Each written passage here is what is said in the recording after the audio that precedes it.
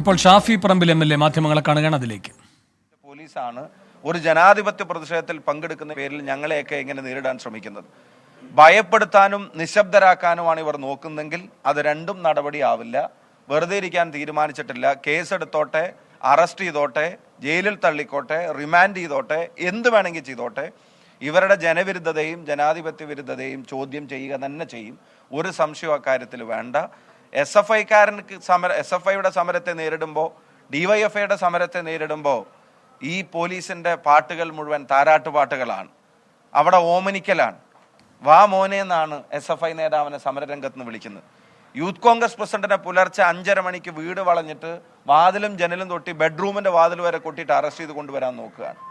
ഇവര് ഗുണ്ടായിസ് നടത്തിയപ്പോൾ ജീവൻ രക്ഷാ ദൗത്യമാണെന്നാണ് മുഖ്യമന്ത്രി പറഞ്ഞത്. അവരുടെ ഗൺമാൻമാർക്കെതിരെ ഈ നടപടി എടുക്കണമെന്ന് കോടതി ആവശ്യപ്പെട്ടിട്ട് എന്തായി അതിന്റെ അന്വേഷണ പുരോഗതി? ഇതുവരെ അവരെ ചോദ്യം ചെയ്തിട്ടുണ്ടോ? അവിടെയൊക്കെ മെല്ലെപ്പോക്കാണ്. ഇതുപോലെ രാഷ്ട്രീയമായി പോലീസിനെ ദുരുപയോഗം ചെയ്യപ്പെട്ട കാലം അടുത്ത കാലത്ത് ഉണ്ടായിട്ടില്ല. അതുകൊണ്ട് തന്നെ പോലീസിനെ CPMന്റെ ഒരു എക്സ്റ്റൻഷൻ ആയിട്ടാണ് ഞങ്ങൾ കാണുന്നത്. അതിന്റെ മുമ്പിൽ ഞങ്ങൾ മുട്ടുമടക്കില്ല. രാഹുലിനെയും അദ്ദേഹത്തിന്റെ സഹപ്രവർത്തകരെയും നിശബ്ദരാക്കാൻ ശ്രമിച്ചതുപോലെ കേരളത്തിൽ ഈ പറയുന്ന നടപടികൾ കൊണ്ട് യൂത്ത് കോൺഗ്രസ് സമരങ്ങൾ നിന്നു പോകുമെന്നാണ് സർക്കാർ വ്യാമോഹിക്കുന്നെങ്കിൽ അത് നടക്കില്ല.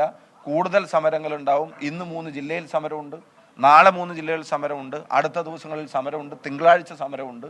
സമര പരമ്പരകൾ തന്നെ കേരളത്തിൽ നടക്കും. ഇതുകൊണ്ടൊന്നും പിന്മാറാൻ ഉദ്ദേശിക്കുന്നില്ല എന്നുള്ളത് കൃത്യമായിട്ട് പറയാൻ ആഗ്രഹിക്കുന്നു. അതിൽ തയ്യാറാണ്. പുലർച്ചെയാണെങ്കിലും ഉച്ചക്കാണെങ്കിലും രാത്രിയാണെങ്കിലും ഒക്കെ അറസ്റ്റിന് തയ്യാറാണ്. ഇവരുടെ ഒരു തരം ആനുകൂല്യവും വേണ്ട. ഇവരുടെ ആനുകൂല്യം കണ്ടിട്ടും ഇവർ ഓമനിക്കുന്നു വിചാരിച്ചിട്ട് സമരത്തിന് ഇറങ്ങുന്നവരല്ല ഞങ്ങൾ.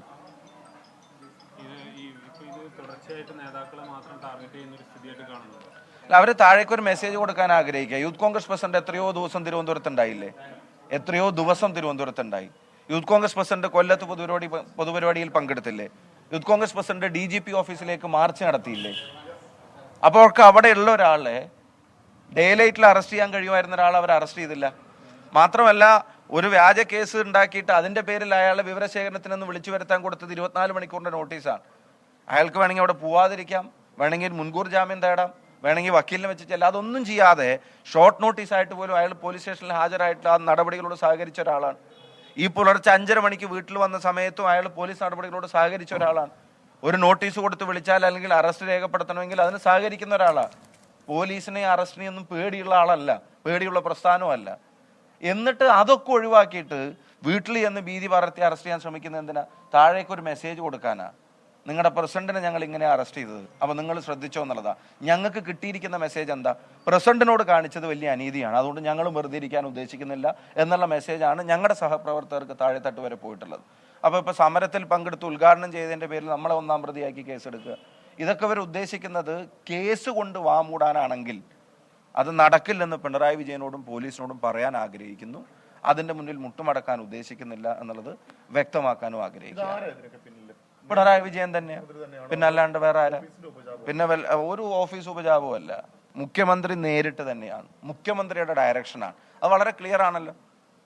കല്യാശ്ശേരിയിലെ യൂത്ത് കോൺഗ്രസ് പ്രവർത്തകർക്ക് നേരെ ക്രൂരമർദ്ദനം നടന്നപ്പോൾ, ചെടിച്ചട്ടി കൊണ്ട് തലയടിച്ചു പൊട്ടിക്കാൻ ശ്രമിച്ചപ്പോൾ, ഹെൽമെറ്റ് കൊണ്ട് അടിച്ചു പൊട്ടിക്കാൻ ശ്രമിച്ചപ്പോൾ ആദ്യത്തെ പ്രതികരണം വന്നത് എവിടുന്ന? അതിനെ സപ്പോർട്ട് ചെയ്തിട്ട് മുഖ്യമന്ത്രി നേരിട്ടാണ്. എന്താ പറഞ്ഞത്?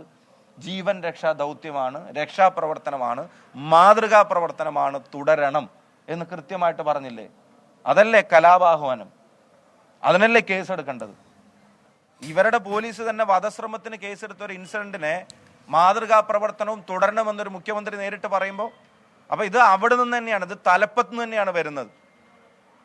പിണറായി വിജയനും പിണറായി വിജയന്റെ അടിമകളായ ചില പോലീസ് ഉദ്യോഗസ്ഥരും അവർ ചേർന്ന് നടത്തുന്ന നാടകങ്ങളാണ് ഇതൊക്കെ.